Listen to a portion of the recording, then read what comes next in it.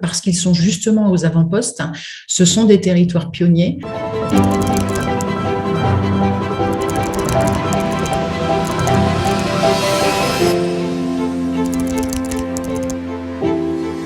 Le changement climatique se manifeste principalement par l'élévation du niveau de la mer, le réchauffement et l'acidification des eaux océaniques et l'augmentation de la fréquence et de l'intensité des événements météorologiques extrêmes. Alors, ces événements incluent par exemple les épisodes pluvieux intenses, des épisodes de sécheresse ou encore les cyclones tropicaux.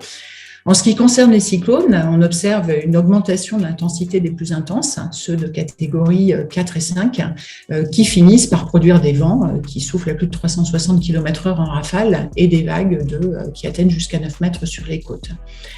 Ces pressions, produites ou exacerbées par le changement climatique, ont des impacts négatifs particulièrement marqués dans les Outre-mer pour 3 raisons principales.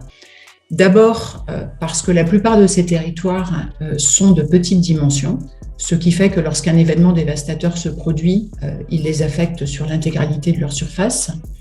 Ensuite, parce qu'à l'exception de la Guyane, ce sont des territoires insulaires et par là même très exposés aux pressions océaniques.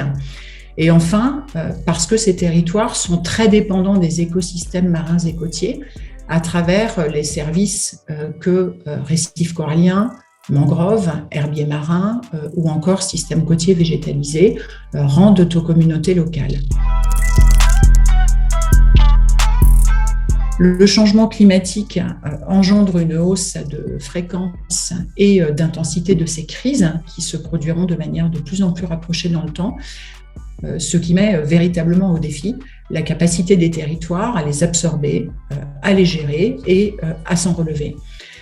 C'est pourquoi il est donc particulièrement urgent dans des territoires qui sont aussi climato-sensibles que les Outre-mer de renforcer les politiques d'adaptation au changement climatique en concevant des stratégies ambitieuses, adaptées aux enjeux locaux et pour différents scénarios climatiques.